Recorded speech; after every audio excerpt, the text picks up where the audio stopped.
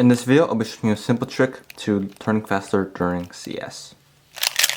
So the main reason why people have trouble turning during CS is usually because of all the awkward shapes around the cube, which is a bit weirder to turn because there's some half turns, full turns, stuff like that. Because of this problem, the major problem most people will have is that they're going to do some really bad regrips during Cubeshape. So for Scalp Kite, they might do something like this, which is really bad compared to something like this. The first thing you want to do is have all your base cases in muscle memory and without any regrips at all. So that's stuff like shield square, mushroom square, scalp kite, scallop, pawn, stuff like that. Those are base cases that you always reduce other cases into. For all those base cases, you want to do them regripless and fast, and you might want to play around with it. What kind of starting position will be better? So you might want to slice down first or slice up first. It doesn't really matter, but you want to be able to do it without regrips at all, and you want to do it like relatively fast.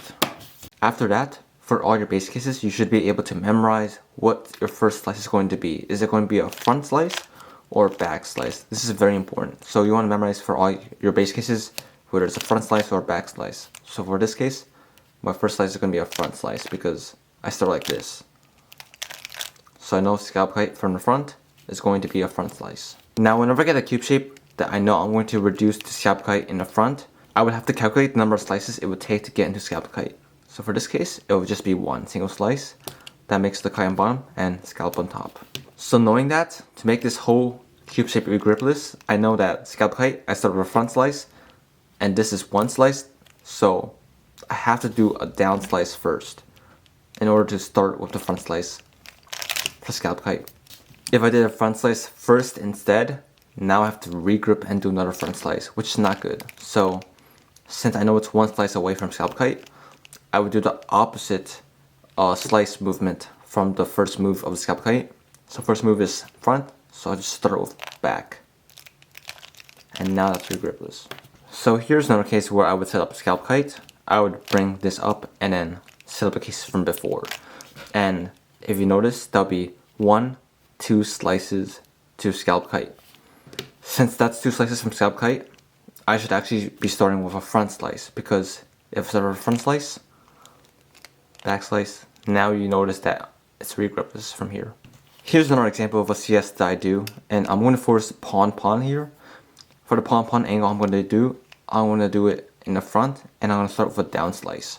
So for here, I can make pawn in 2 slices. 1 bring this up, 2 to bring the 2 down and make pawn. So since my base alg starts with a down slice, I should also start the CS with a down slice because it's 2 slices into that alg. So slice, slice. Now I can do this regripless from this angle.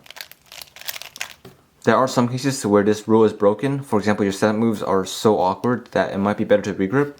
But in general, this is probably the best way to do your cube shapes.